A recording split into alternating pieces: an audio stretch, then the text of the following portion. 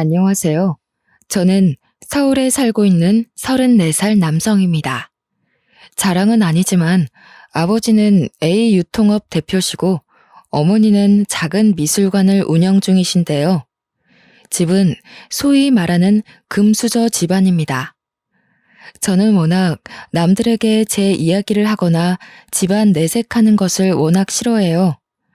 그래서 정말 친한 친구들 아니면 저희 집에 대한 이야기를 잘 모를 정도거든요. 지금은 마음이 맞는 와이프와 결혼해 알콩달콩 행복한 삶을 살고 있습니다. 사실 저는 5년 전 파혼을 한번 했었거든요. 그 파혼으로 인해 독신주의가 될 뻔했어요. 왜 그랬는지 어이없는 제가 파혼했던 이야기를 들려드리고자 합니다. 저는 무역학과를 전공했습니다. 현재는 아버지 회사에서 본부장으로 근무하고 있어요. 물론 처음에 아버지 회사에서 근무한 것은 아니고요. 파혼을 경험하고 난 이후에 본격적으로 경영 수업을 받기 시작했죠. 그러고 보니 그 일도 벌써 5년 전이네요. 아버지는 당연히 경영학을 전공하고 회사로 들어와 일을 해주길 바라셨습니다. 저는 당시 개인주의 성향이 강했던 터라 혼자 무언가를 이뤄내고 싶은 생각이 매우 강했죠. 대학을 졸업하고 5년 동안 하고 싶은 일, 원하는 일을 살기로 부모님과 합의했고요.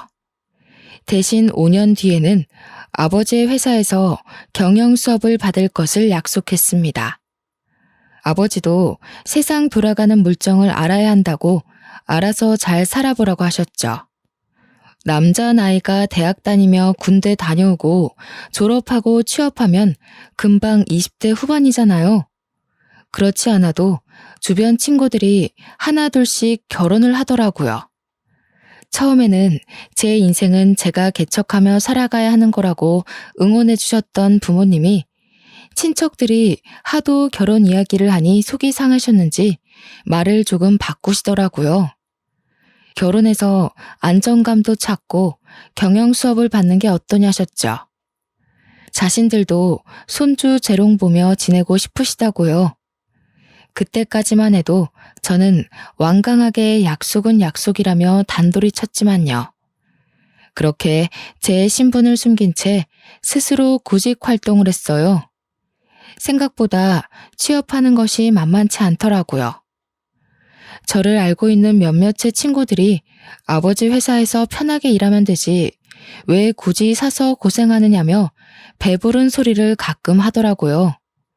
물론 저도 아버지 말씀처럼 바로 회사에서 경영 수업을 받으면 그만이었지만요. 스스로 무언가를 하지 않고 정해진 길에만 얽매이다 보면 계속 바라기만 할 것 같더라고요. 그래서 정말 누구보다 열심히 살려고 하는 겁니다. 아무튼 우연히 좋은 기회로 규모는 그렇게 크지 않지만 한 무역회사에서 일하게 됐습니다. 회사 생활을 하며 영어 공부를 조금 더 해야겠다 싶어 영어 학원을 등록했죠. 어느 정도 영어를 할 줄 알았지만 아무래도 무역회사다 보니 외국 바이어들도 만나고 영어를 자유자재로 구사할 줄 알아야 했어요. 주입식 영어 교육을 받다 보니 읽고 쓰고의 문제는 전혀 없었지만 직접 말로 주고받는 데 있어서 언어적 한계에 부딪힐 때가 종종 있었거든요. 평일에는 주간에는 직장을 다녀야 했기에 평일 야간 주말반을 끊어 다니기 시작했습니다. 생각보다 직장을 다니면서 저처럼 학원을 다니시는 분들이 많더라고요. 젊은 학생들부터 직장인, 그리고 나이가 지긋하신 분들까지 정말 다양했습니다. 저는 학원을 다니며 나이가 비슷해 친해진 몇몇의 무리가 생겼어요. 거기서 유독 눈에 띄는 여자가 있었거든요. 인형 같은 외모에 배려가 담긴 행동, 시원시원한 성격까지 누구나 좋아할 법한 호감형 스타일이에요. 바로 이 사람이 파혼한 전 여자친구이죠. 여자친구는 모 건설회사의 비서직으로 근무했는데 저와 동갑이었어요. 같은 무리에 속해 있다 보니 자연스레 연락처를 주고받게 되었죠. 스터디 그룹을 만들어 같이 공부도 하며 만나는 횟수도 늘어나고 자연스레 친분이 쌓여 오빠 동생 하는 사이가 됐습니다.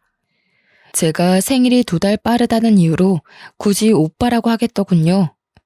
활발하고 털털한 성격에 배우는 열정도 대단하고 열심히 하는 모습이 보기 좋았습니다.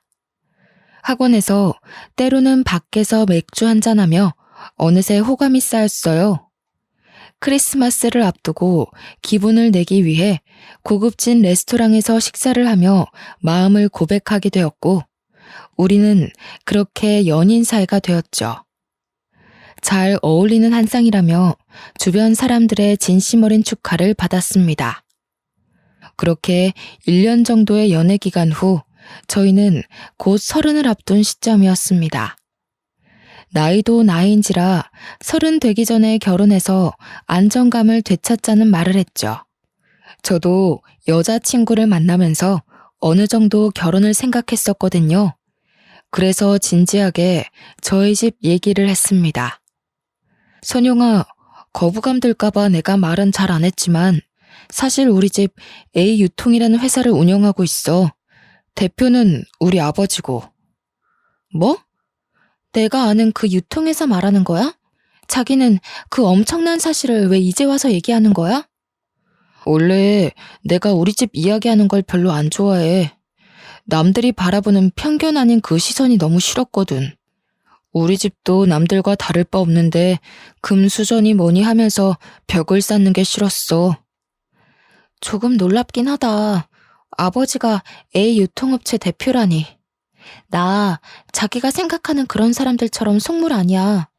지금에서야 말하니 조금 서운하기는 한데 그래도 뭐 어쩌겠어. 내가 사랑하는 사람은 자기인데. 여자친구는 조금 놀란 눈치였지만 이내 차분함을 유지했습니다. 드라마에서 보면 2가지 부류잖아요. 부담스러워서 거부감을 느낀다던가 돈을 바라고 달려들던가 말입니다. 저는 이때까지만 해도 여자친구의 검은 속내를 모르고 그저 천사 같은 사람이라고만 생각했죠. 제 인생 최대의 실수가 아니었나 생각됩니다. 그렇게 대화를 나눈 뒤 저희는 양가 집안에 인사를 드리기로 했죠.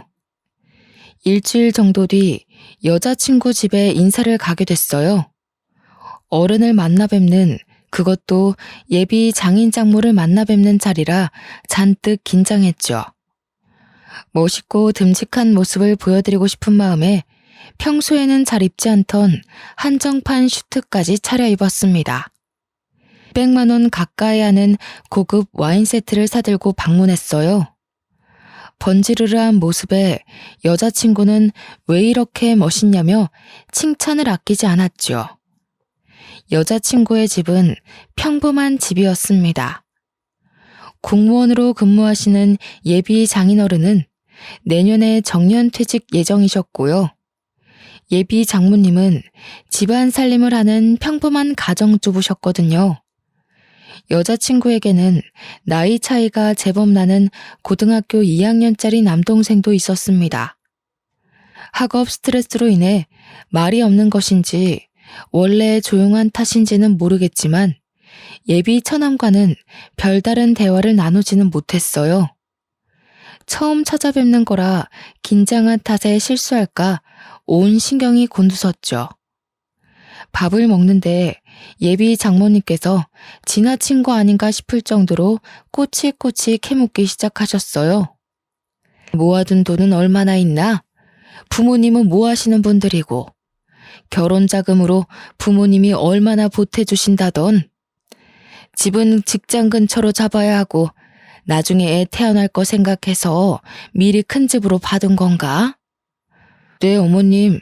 저희가 사회생활을 시작한 지 얼마 되지 않아 모아둔 돈은 얼마 없습니다. 한 8천만 원 정도 되고요. 상황을 봐야 알겠지만 형편에 맞게 살려고 합니다. 뭐?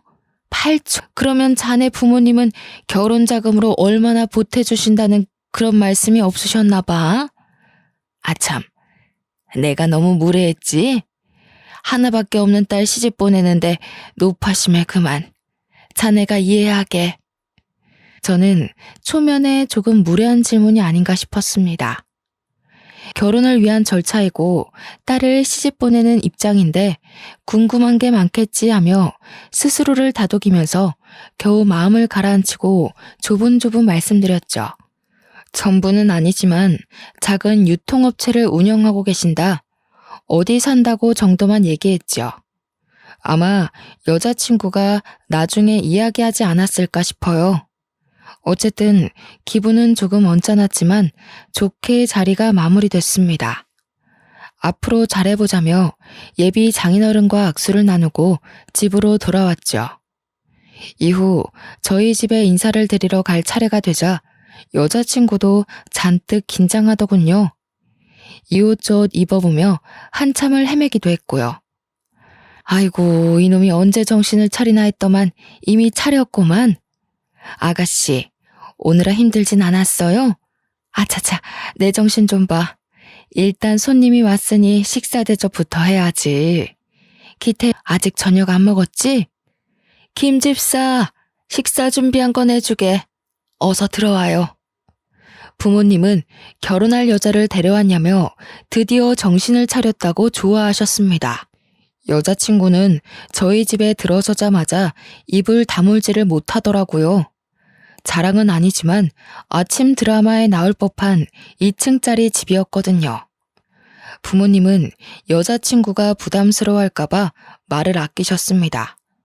서로 좋으면 그만이라고 결혼 준비는 차근차근 해보자며 좋게 자리가 마무리되었죠. 집으로 데려다주는 길에 여자친구가 그러더군요. 우리 집이 어느 정도 여유가 있다고는 생각했지만 이 정도일 줄은 몰랐다고요. 그도 그럴 것이 여느 재벌집 자제들처럼 고급스러운 외제차를 몰고 다니지도 않았고 명 겉모습에 그다지 관심이 없어 꾸미고 다니지도 않았거든요. 그렇게 놀랄 일이냐며 서로 웃으며 집으로 바래다 주었습니다. 양가 인사를 모두 마치고 평범한 나날을 지내고 있었습니다. 여자친구가 갑자기 결혼을 늦게 할 이유 없다며 서두르는 게 어떠냐고 하는 게 아니겠습니까? 쇳불도 단김에 빼랬다고 한 달 뒤로 상견례 날짜까지 잡았죠. 조금 시간을 두고 천천히 했어야 하는 건데 말이죠. 아무튼 본격적으로 결혼 준비를 하기 시작했습니다. 웨딩 촬영을 하고 신혼집을 고르고 가전이며 가구, 모르는 것 투성이었고 준비할 게 이렇게 많은 줄 몰랐어요. 정신이 없었죠. 며칠 뒤 퇴근 시간을 앞두고 있는데 예비 장모님의 연락이 왔습니다. 박서방, 결혼 준비하는데 정신없지? 힘들까봐 그러는데 내가 조금 도와줄까 하는데 필요한 것 좀 같이 봐줄 테니 이따 회사 근처 백화점으로 나오시게나. 퇴근을 하려던 찰나 긴급하게 처리할 일이 생겨 야근을 해야 했습니다. 어머님, 제가 회사에 급한 일이 생겨 백화점에 못 갈 것 같아요. 선영이한테 제 카드 전달했으니 이걸로 같이 고르시고 편하게 결제하세요. 그래? 같이 못 가서 어째. 일이 바쁘다는데 하는 수 없지 뭐. 내가 선영이랑 잘 고를 테니까 자네는 우리 신경 쓰지 말고 일 열심히 해. 수고하게. 여자친구에게는 백화점에 간 김에 예비 장모님 선물을 하나 사드리라고 했습니다. 그 말을 후회하게 될 줄은 누가 알았겠습니까? 그렇게 정신없이 일하고 새벽녘이 되어서야 집으로 돌아왔어요. 지친 몸을 이끌고 씻고 나와 휴대폰을 보는데 결제된 금액이 어마무시한 거 아니겠어요? 1,600만 원이 결제되어 있길래 무얼 샀나 하고 내역을 살펴보니 전부 명품관에서 결제한 가방 옷이었습니다. 분명 살림에 필요한 것을 사라고 전달했는데 이렇게 많은 금액이 결정되니 무척 당황스럽더군요. 피곤했기에 내일 얘기해야지 생각하며 잠자리에 들었습니다. 점심시간에 잠시 시간을 내어 여자친구에게 연락을 했죠. 선용아, 난데 어제 장모님이랑 백화점 가서 뭘 산 거야? 1,600만 원이나 결제했길래 신혼집에 필요한 물건들을 다 고른 거야? 아, 그게 필요한 거 사느라 돌아다니긴 했는데 마땅한 게 없더라고. 그래서 엄마 가방 하나 사드렸거든? 근데 가방만 떡하니 사드리기가 뭐해서 기분 좀 내라고 옷이랑 화장품도 사드렸어.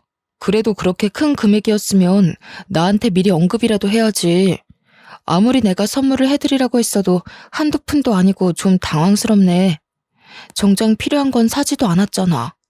기태 씨, 원래 이렇게 쪼잔하게 그렇게 다 따지는 사람이었어? 막말로 우리 엄마가 남이야? 이제 당신 장모 될 사람인데 이 정도도 못해? 물론 내 입장에서 충분히 해드릴 수는 있어.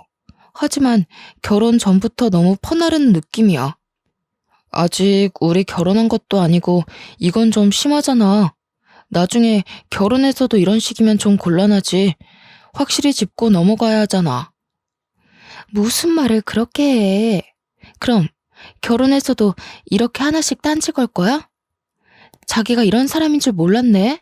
나한테 사줬다 생각하고 좋게 넘어갈 수는 없어? 사람 무한하게 왜 그러니? 환불해달라고 할까? 제가 요목조목 따지자 여자친구는 그 정도도 못하냐며 화를 계속 내더라고요. 큰일을 앞두고 큰 소란을 일으키기 싫어 알았다며 마무리 지었습니다. 뭐 어쩌겠습니까? 그 당시에는 여자친구를 사랑하는 마음이 컸고 기분이 살짝 상해도 미리 예단을 해드렸다 생각하고 좋게 넘어가야죠. 시간이 흘러 상견례 날이 다가왔습니다. 서로가 긴장감이 맴도는 어색한 분위기 속에 겨우 식사를 마치고 차 한잔을 하게 됐어요. 저는 부모님이 미리 증여해 주신 집이 있어서 혼수만 준비하면 되겠다 생각하고 있었어요. 솔직히 가장 큰 문제인 집이 있으니 혼수만 준비하면 되는 문제였거든요. 그래서 별다른 얘기가 없겠거니 했는데 예비 장모님이 예단 이야기를 하시는 겁니다. 혼수를 우리 쪽에서 해가니 예단비를 넉넉하게 5천을 보내주셨으면 합니다. 꾸민비 목적으로도 사용해야 하고 주변 친척들에게도 대접해야 하니까요. 그 정도 여유는 되시죠?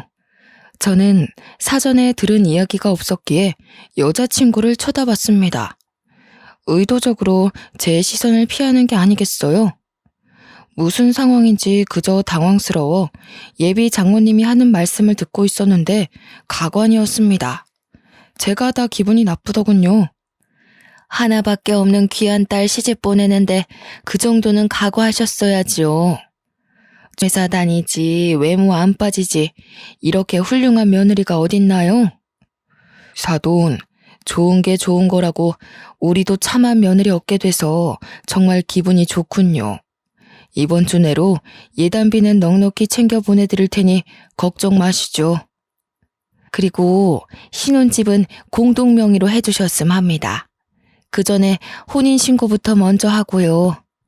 부부 같이 살다 보면 어떻게 될지 모르는데 미리 보험이라도 들여놔야 하지 않겠어요? 그 부분은 아들 녀석과 상의해 보겠습니다.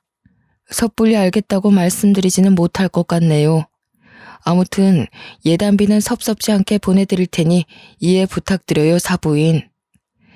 역시 사돈어른은 말씀이 잘 통하시네요. 박서방은 지난번에 백화점에서 선물 하나 했다고 얼마나 생색을 내던데요. 그럼 예단비만 기다리고 있겠습니다. 그 상황에서 부모님은 평정심을 잃지 않으며 내내 하기 바쁘셨습니다. 나중에 어머니가 그 집 무례한 거 아니냐며 핀잔을 주긴 하셨지만 아버지는 좋은 날 앞두고 그러는 거 아니라며 단도리를 치셨고요. 찜찜한 상견례가 끝나고 과연 이 결혼을 진행하는 게 맞나 심각한 고민을 하게 됐습니다. 제가 결혼 전에 선물 하나 한 거 가지고 생색을 냈다며 몰아가기까지. 부모님은 그 금액이 1,600만 원이란 걸 아시면 아마 기가 차셨을 거예요. 정말 기분이 나빴지만 여자친구에게는 별다른 티를 내진 않았습니다. 결혼은 뭐 하나 쉬운 게 없다고 생각이 들더라고요. 어느 날 회사에서 팀 단위로 부산 출장을 갈 일이 생겼습니다. 부산에서 회사에서 진행하는 프로젝트 때문에 바이어들과 오전에 미팅을 하고 서울로 올라와야 하는 당일치기 일정이었죠. 부산이 고향이신 팀장님은 집에 급한 볼일이 생겨 하루 연차를 쓰셨고 저와 같이 있던 회사 선배인 유주임과 함께 서울로 올라가게 되었죠. 교대 운전을 하며 길고 긴 고속도로를 지나 서울에 거의 다다랐을 무렵 갑자기 유주임이 휴게소에 잠시 들렸다 가자며 힘겹게 말을 하는 겁니다. 휴게소에 도착하니 고개를 푹 숙이며 식은 땀을 흘리며 배를 부여잡고 있는 게 아니겠어요? 배가 갑자기 아프다며 앓는 소리를 내는데 심각해 보였습니다. 생리통 같은데 진통제를 가져오지 않아 병원에 가야 할 것 같다는 겁니다. 유주임이 운전을 하는 데에는 무리가 있을 것 같아 바로 교대를 했고요. 조수석에 앉히니 실신할 것 같이 위태로워서 바로 병원으로 이동했죠. 다행히 서울에 인접한 휴게소여서 지체 없이 병원에 갈 수 있었습니다. 저는 회사에 들어가 보고서를 작성해야 했고 다른 여직원에게 연락해 같이 있어달라고 부탁을 했고요. 그렇게 직장 동료를 기다리고 있는데 저 멀리서 익숙한 실루엣이 보이는 게 아니겠어요? 예비 장모님과 여자친구였습니다. 저는 반가운 마음에 가까이 다가갔는데 진료실에서 나오며 하는 말을 듣고는 등을 돌려 그 자리에 멈춰 서 있을 수밖에 없었습니다. 엄마, 나 이제 어떡해. 애 아빠는 누군지도 모르는데 갑자기 임신이라니. 이거 기태 씨가 알면 어떡하지? 예, 그렇다고 생긴 애를 또 지워? 너 그러다 몸 망가진다. 그러게, 내가 조심하라고 그렇게 말을 했잖니. 이게 도대체 몇 번째야? 곧 결혼을 앞두고 있는 애가 무슨 망신이야 이게? 아니 엄마는 무슨 말을 그렇게 해. 내가 알고 그랬어? 진짜 곧 결혼인데 어떡해. 드레스 입기 전에 배 나오고 그러는 건 아니겠지? 으이구, 내가 못 산다 못 살아.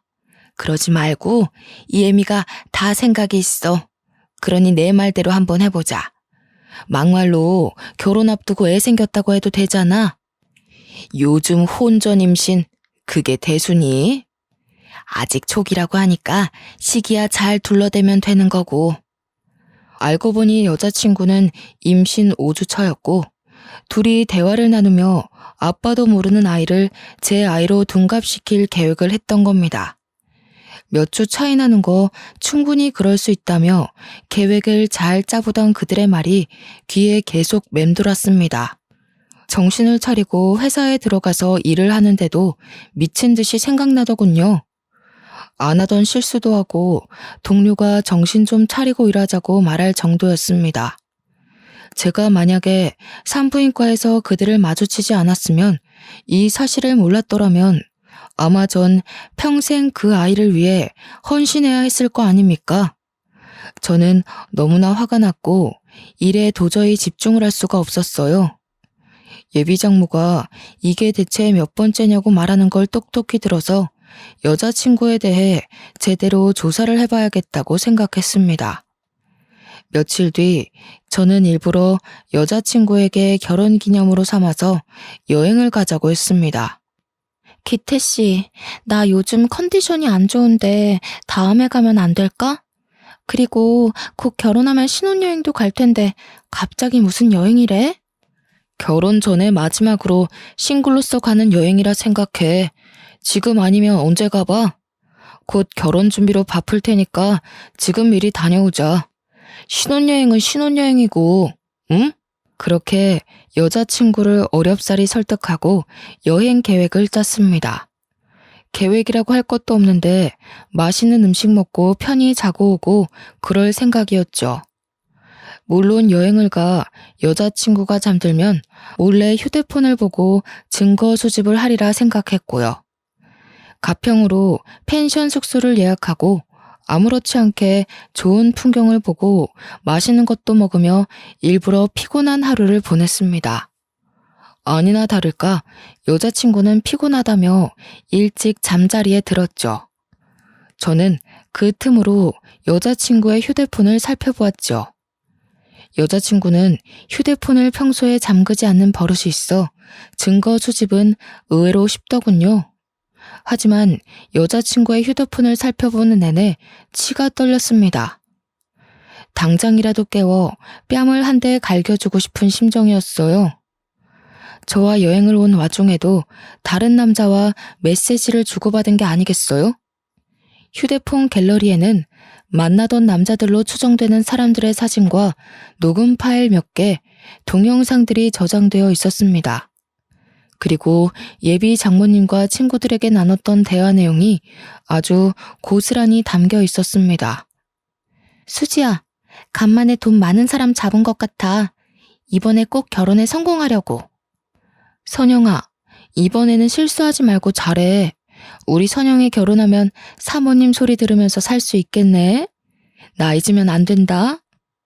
엄마, 돈이 그렇게 많은 집안인 줄 알았으면 진작에 꼬실 걸 그랬어. 이제 아버지 회사 물려받고 대표되면 집안일에 신경 못 쓸 테니 어차피 경제권은 나한테 와. 엄마, 사고 싶은 거 있으면 다 말해. 내가 사줄게. 뭐라고 하면 애 핑계로 앓는 소리 하면 그만이니까 나만 믿어? 아서라, 사모님은 나중이고 지금은 무사히 결혼부터 해야지. 내가 딸 하나는 기똥차게 잘 낳았다니까. 정말 기가 막히더군요. 결국 뜬 눈으로 밤을 지샜습니다. 저와 결혼한다는 여자가 지금 이 순간에도 외간 남자들을 만나고 다니고 더군다나 핏줄도 모른 아이를 임신한 상태라니. 저는 겨우겨우 꾹 참고 여자친구에게 내색하지 않고 집까지 바래다 주었습니다.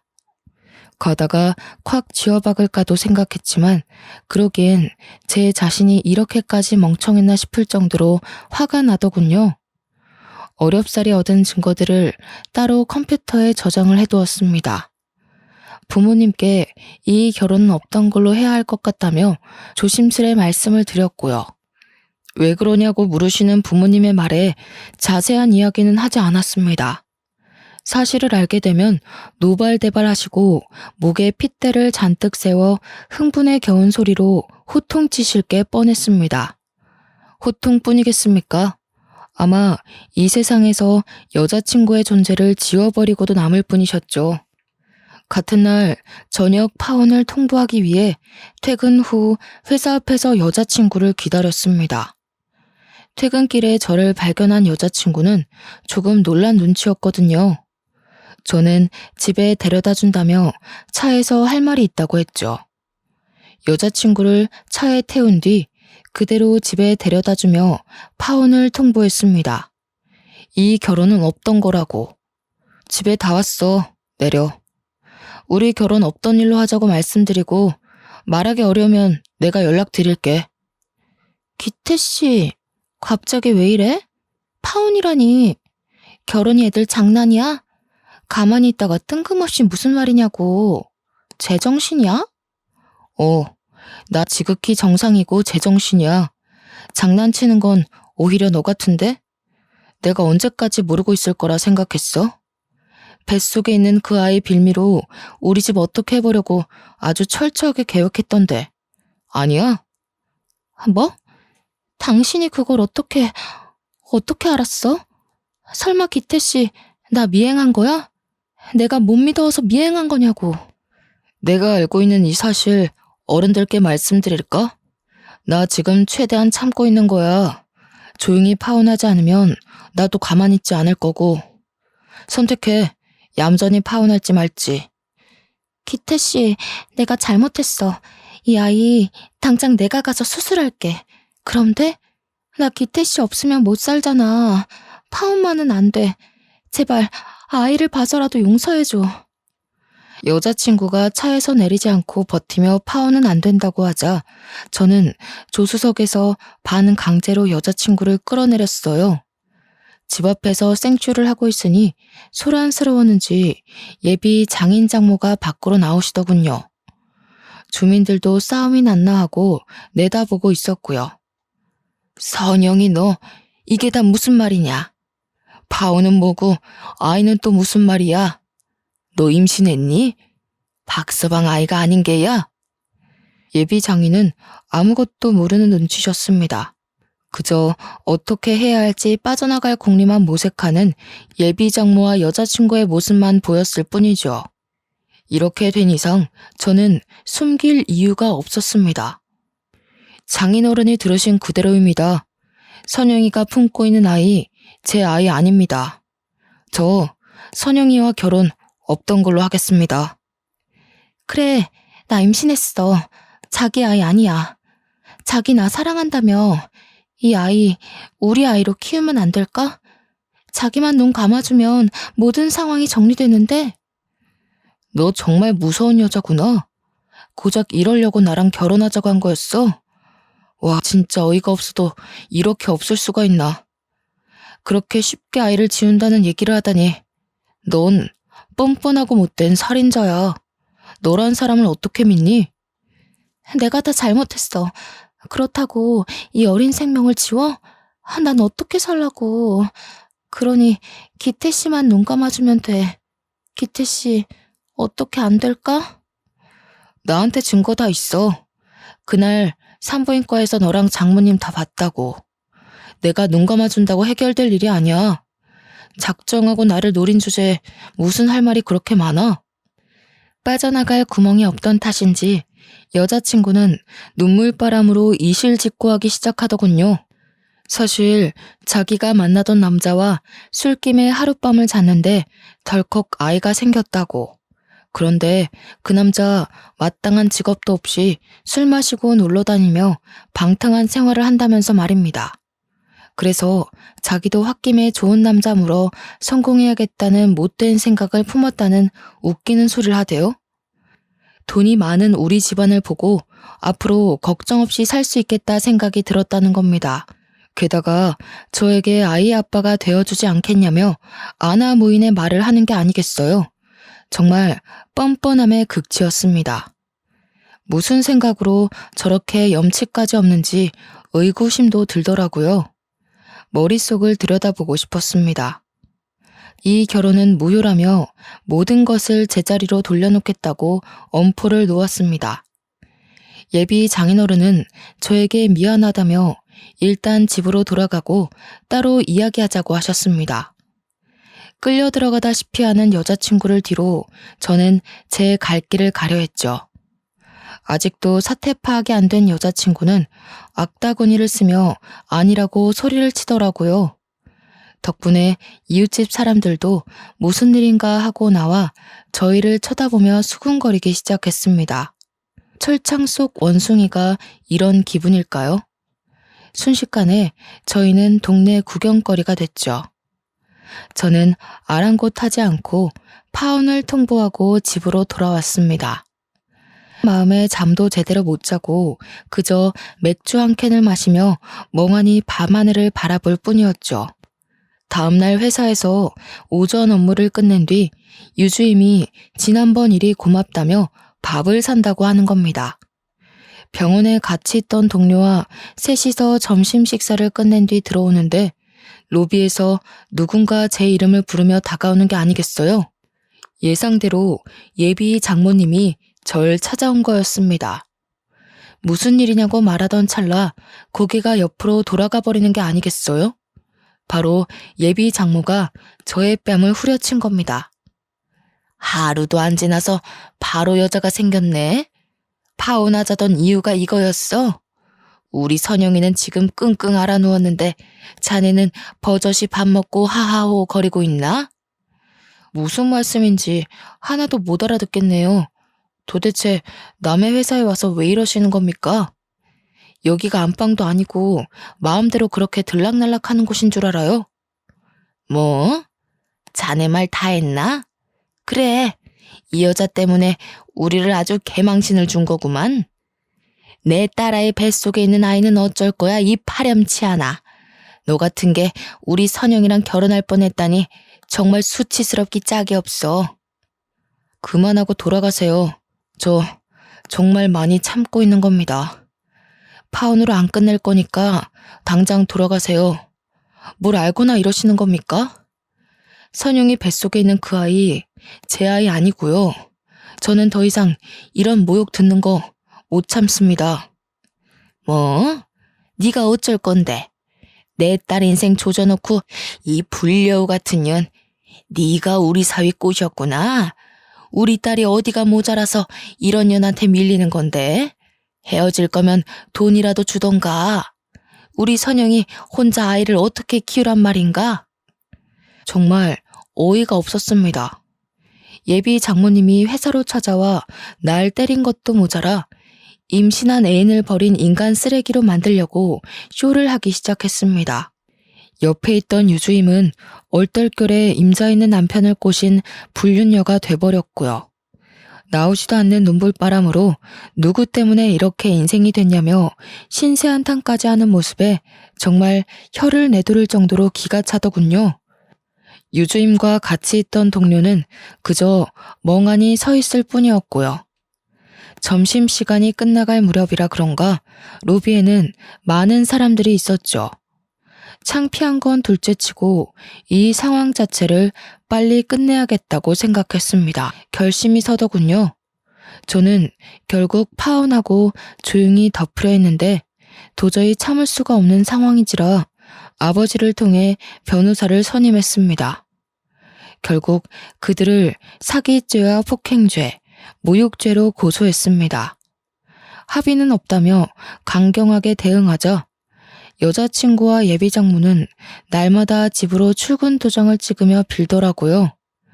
자신들이 잘못했다며 잠시 어떻게 됐었던 것 같다고 무릎까지 꿇고 구걸하듯이 용서를 바라는 모습이 정말 없어 보이고 비참해 보였습니다. 제가 연락을 차단하고 받지 않자 그들은 부모님 집에까지 찾아오며 용서를 구하더라고요. 모든 사실을 알게 된 부모님은 아니나 다를까 노발대발하셨습니다. 그동안 가만히 계시던 점잖으셨던 어머니가 예비 장모님의 뺨을 후려 갈기셨습니다. 평소 싫은 소리 한 번 안 하시는 분이라 돌발 행동에 놀라긴 했지만 속이 시원했어요. 이건 내 아들 때린 값. 감히 어디라고 회사까지 찾아가서 내 아들 얼굴에 손찌검을 해? 격 떨어지게 이게 무슨 행동이야? 당신 미쳤어? 사부인, 아니 사모님, 죽을 죄를 지었습니다. 한 번만 용서해 주세요. 제가 잠시 미쳤었나 봅니다. 정말 죄송합니다. 제가 딸아이를 잘못 교육시켰습니다. 제발 저를 봐서라도 소송만은 피해 주세요. 어머님, 제발 소송만은 취하해 주세요. 제가 잘못했어요. 어머님? 감히 그 더러운 입으로 어머님? 핏줄도 모르는 씨앗을 몸에 담은 천한 계집애 따위가 감히 우리 집안 장자를 넘봐? 머리통은 장식으로 달렸어? 네 더러운 몸으로 돈 많은 남자 한번 꼬셔서 신세 한번 피고 싶어 환장했나 보구나. 그런데 이걸 어쩌나? 네 그 뱃속에 있는 씨앗 때문에 넌 평생 지옥 속에 살게 될 건데 말이야. 어머님, 저를 봐서라도, 아니 뱃속의 아이를 봐서라도 제발 한 번만 봐주세요. 저 정말 기태 씨 많이 사랑해요. 어머니, 저 좀 이해해 주세요. 제발요. 귀를 닫았나 보구나. 내가 지금 한 말 못 들었니? 아직도 정신을 못 차렸구나. 어디서 뻔뻔한 낯짝을 들고 와서는 용서를 바라는 거야? 감옥에서 평생 썩게 해줄 테니 더러운 면상 저리 치워. 꺼지지 못해?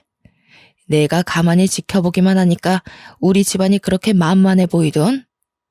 엄마, 진정하시고 일단 좀 앉으세요. 그러다 쓰러지세요. 박기태 너도 이 엄마가 참 실망스럽다. 내가 너 그렇게 키웠니?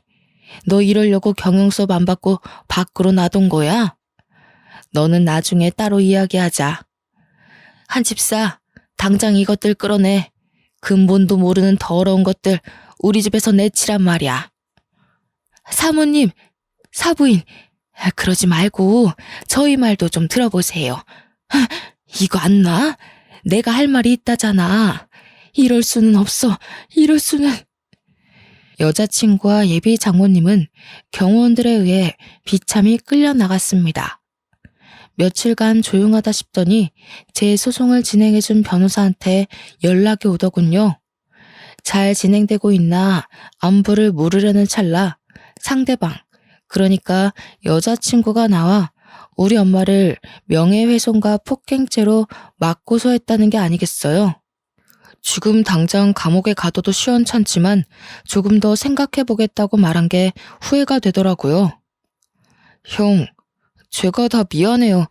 엄마랑 누나 정말 미친 것 같아요. 아빠랑 제가 제발 그러지 말라고 말려도 소용이 없어요. 그냥 저희 생각하지 마시고 법대로 해주세요.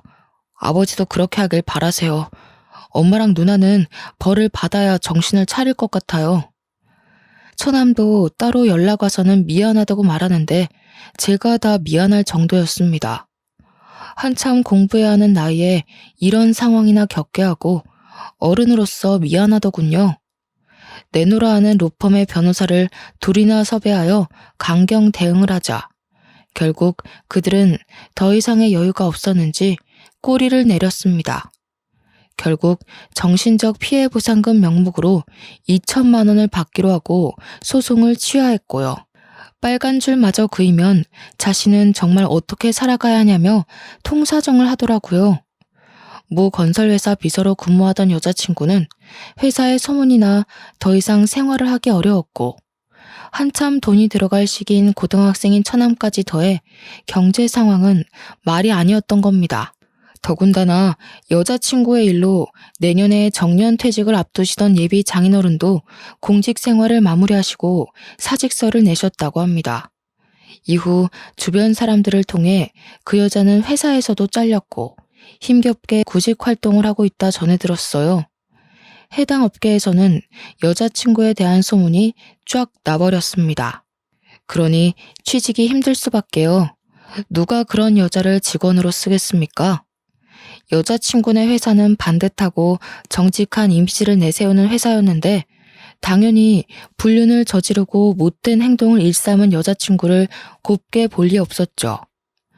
비서직에 근무하고 있던 여자친구가 품위 유지가 되지 않고 회사에 막대한 영향을 끼쳤다며 권고사직 당했더라고요. 아버지가 비록 유통업이지만 발이 겁나 넓기로도 유명하신 분이거든요. 제 소송을 맡아주시던 변호사도 알고 지내던 고향 선후배 사이라고 그랬습니다. 여자친구는 취업이 제대로 막혀버리고 말았습니다. 집안이 풍비박산나고 어찌할 도리가 없으니 맨날 저를 찾아와 빌고 또 빌더라고요. 재벌과 결혼하는 것이 다행이다 싶어 온갖 사치를 다 부리고 다녔는데 결국 그게 본인들이 자초한 일 아니겠습니까? 며칠 뒤 여자친구가 고향 땅으로 내려간다며 가기 전에 꼭 사과를 하고 싶다며 만나자고 연락해 왔습니다. 주머니에서 구겨진 돈을 꺼내며 커피값 5천 원, 10,000원에도 벌벌 떨며 계산을 하는 게 눈에 보이더라고요. 그만큼 현재 상황이 좋지 않다는 거겠죠. 기태 씨, 나 그동안 반성 많이 했거든. 이제 집 구해지는 대로 정리해서 가족들이랑 다 같이 고향에 가려고. 그동안 미안했어. 그랬구나. 당연히 그래야지. 자업자득이야. 나한테 와서 굳이 그런 말 하는 이유가 뭔데? 돈이라도 보태달라고? 앞으로는 남 등쳐먹을 생각하지 말고 똑바로 살아. 내가 그때 미련하게 굴지만 않았더라면 지금 이렇게 살지는 않았을 텐데. 허무하다 허무해. 기태 씨 같은 사람 없는데 아쉽다 정말. 너 아직도 정신 못 차렸구나. 그건 미련하게 군 게 아니라 멍청한 거지. 끝이 이럴 거라고 생각을 못한 네가 잘못인 거야. 그리고 이미 엎질러져 버린 물인데 어떻게 주워 담어? 나한테 신세 한탄할 게 아니라 네가 현실적으로 깨달은 게 뭔지 다시 한번 잘 생각해봐.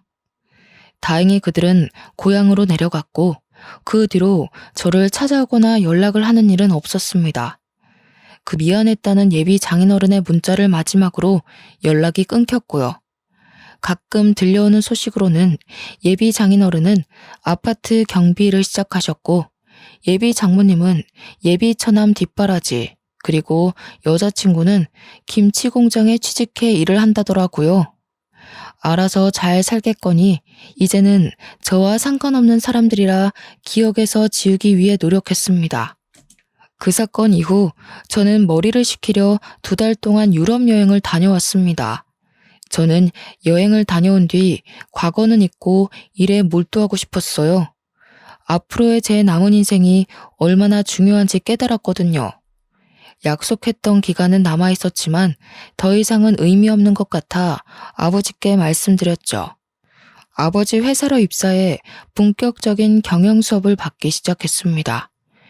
이번 일로 저는 결혼에 대해 다시 한번 생각하게 됐습니다. 이혼이 아닌 파혼으로 끝난 게 천만다행이라고 느껴지고요. 만약 그 여자와 결혼을 했다면 지금은 어땠을까요? 유주임을 병원에 데려가지 않았으면, 유주임이 아니었으면 저는 이미 이혼남 딱지가 붙어 심적으로 매우 힘들게 살았을 수도 있었을 것 같네요. 작년에는 아버지가 소개시켜준 여자와 좋은 만남을 이어가고 있고 내년 봄에 결혼식을 올릴 예정이에요. 아버지의 전속 비서였는데 일 처리가 똑 부러지고 어디 하나 모날 데 없는 성실한 여자입니다. 전 여자친구와는 비교도 안 될 정도로 말이죠. 고등학교를 졸업하자마자 어린 나이에 10년을 넘게 전속 비서로 근무를 했는데다가 성격이 만만치 않은 아버지를 보좌해온 걸 보면 앞으로 제 인생도 믿고 맡길 수 있을 것 같네요. 아버지는 제가 결혼하고 안정을 찾으면 회사를 물려주고 시골로 귀농하실 거라 하셨어요. 저는 조금 힘들지만 열심히 경영 수업을 받으며 회사 일을 익혀나가는 중이고요. 저처럼 비슷한 파란만장한 사연을 가진 사람이 있다면 이게 맞는 길인지 판단이 안 서시는 분들에게 이렇게 말해주고 싶어요. 이혼보다는 파혼이 나으니 부디 좋은 선택을 하세요. 라고요. 조금이라도 아니다 싶으면 반드시 신중한 고민을 해보길 바랍니다. 어떤 결과든 그에 맞는 길은 열리길 마련이니까요. 저의 긴 사연을 읽어주셔서 감사합니다.